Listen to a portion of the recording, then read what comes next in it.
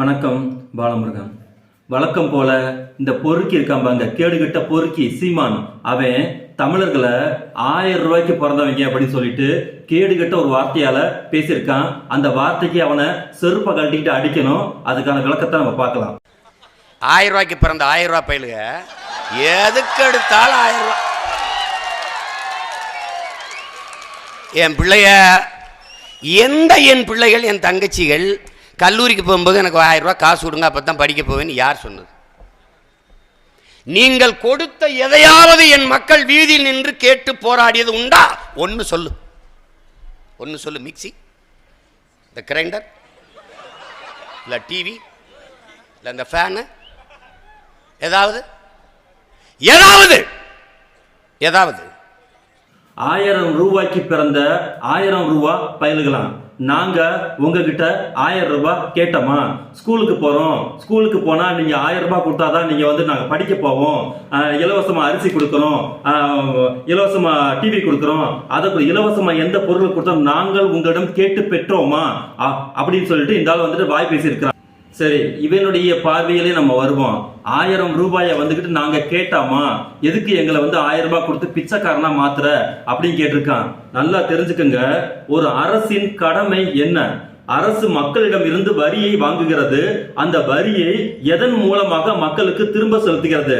நலத்திட்ட உதவிகள் மற்றும் பொருளாதார உதவிகள். இது இரண்டின் மூலமா தான் ஒரு அரசு மக்களுக்கு பொருளை திருப்பி கொடுக்க முடியும். இவன் கேட்கிறான், இந்த 1000 ரூபாய் தொகையை நாங்கள் எந்த போராட்டத்தின் மூலமாக உங்கள்கிட்ட முன்வைச்சோம்? நீங்க நாங்க இவ்வளவு தூரம் போராடி எங்களுக்கு 1000 ரூபாய் கொடுன்னு யார் உன்கிட்ட கேட்டா அப்படின்னு கேட்கிறான். ஒரு குழந்தை இருக்குன்னா ஒரு குழந்தைக்கு 3 வேளை பசி இருக்கும். அந்த பசி உருவாகக்கூடிய நேரத்துக்கு முன்னாடியே அந்த தாய் என்ன நினைப்பானா, இந்த நேரத்துல நம்ம குழந்தைக்கு பசி வந்துருமே சொல்லி முன்கூட்டியே உணவை தயாரித்து வைத்திருக்க பேர் தான் உண்மையான தாய். ஒவ்வொரு குழந்தையும் பசி எடுத்த உடனே அம்மா எனக்கு சோறு போடு அப்படின்னு சொல்லிட்டு தட்டை ஏந்திட்டு அந்த தாய்க்கு முன்னாடி நிக்கணுமா? அதுக்கு பேர் என்னது? பிச்சை இல்லையா? இந்த நாய் என்ன சொல்றான்னா, நம்ம மக்கள் அனைவரும் தட்டை ஏந்திட்டு போய் கவர்மெண்ட் கிட்ட பிச்சை போடுங்கம்மான்னு நிக்க சொல்லி நம்ம அனைவரும் பிச்சைக்காரனா மாத்தக்கூடிய ஒரு மனநிலையை நாங்கள் கேட்டோமான்னு சொல்லி கேடுகிட்ட வார்த்தையை பேசிட்டு இருக்கான். அதுக்கு இவன் பயன்படுத்தி இருக்கக்கூடிய வார்த்தை 1000 ரூபாய்க்கு பிறந்த 1000 ரூபாய் பயலுக. இது எவ்வளவு தூரம் ஒரு தனி மனிதனை கொச்சைப்படுத்தக்கூடிய வார்த்தை. நாமளும் திருப்பி இவனை கேட்கலாம்ல, ஏண்டா பிச்சைக்காரனுக்கும் பிச்சைக்காரிக்கும் பிறந்த பிச்சைக்கார பயலே, நாதாரி பயலே, சோத்துக்கு வக்கு இல்லாம சுடுகார பிறந்து எந்திரிச்சா அலைஞ்சு தெரிஞ்ச நாதாரி பயதான்டா நீ அப்படின்னு நான் கேட்க முடியுமில்ல? இந்த வார்த்தையை யார் சொன்னது? இவன் தானே சொன்னான். நான் சோத்துக்கே இல்லாம வெறும் ஆளா அடுத்த வேலை சோத்துக்கே இல்லாம நான் சுடுகாட படுத்து எந்திரிச்சேன். எனக்கு உதவி செய்யறதுக்கு சுந்தர் சியும் அமிர்தா உதவுனாங்க அப்படின்னு சொன்னா உனக்கு பிச்சைக்கார நாய சீமான்னு சொல்லிட்டு நாங்க சொல்லலாமா? ஏன் அந்த வார்த்தை சொல்லல?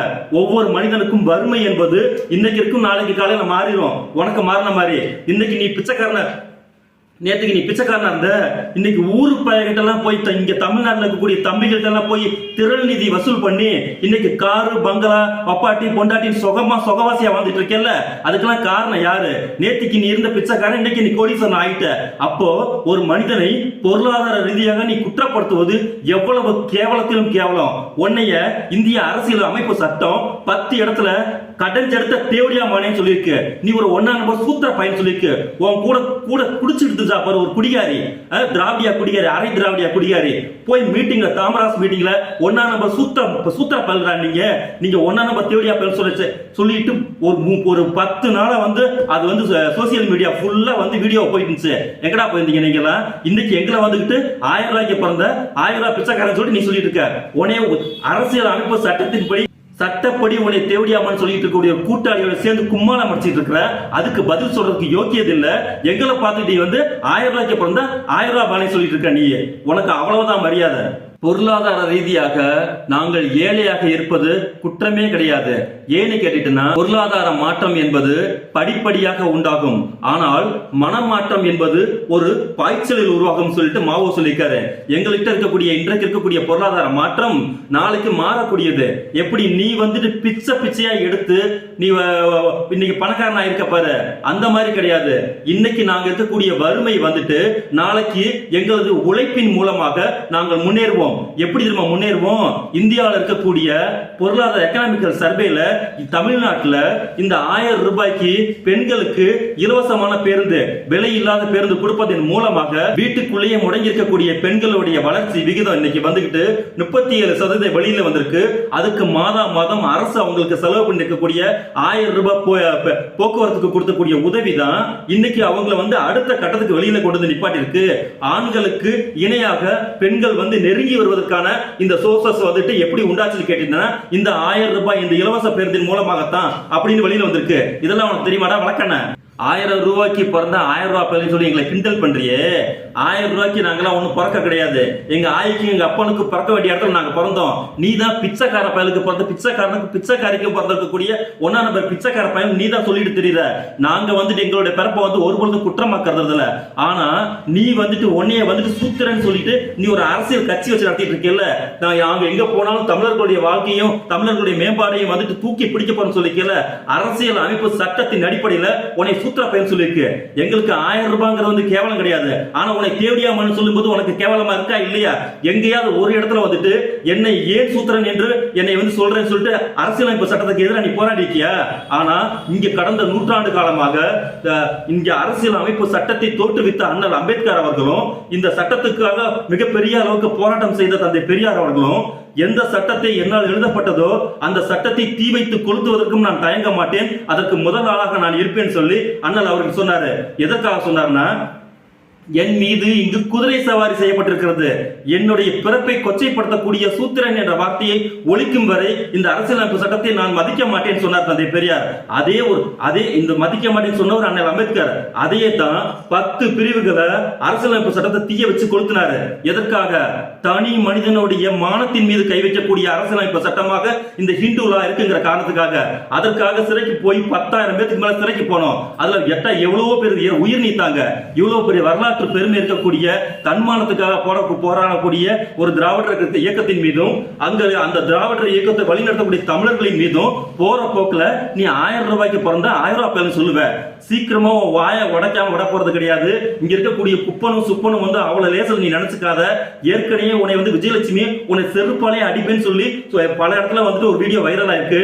விஜயலட்சுமி உன்னை செருப்பாலே அடிக்கிறாங்களோ இல்லையோ, போற போக்குல இந்த மாதிரி வாயை விட்டு ஜாஸ்தியா நீ பேசிட்டு இருந்தேன்னா இங்க இருக்கக்கூடிய குப்பைக்கிட்டு சுப்பைக்கிட்டு சீக்கிரமா நீ வாங்குவ.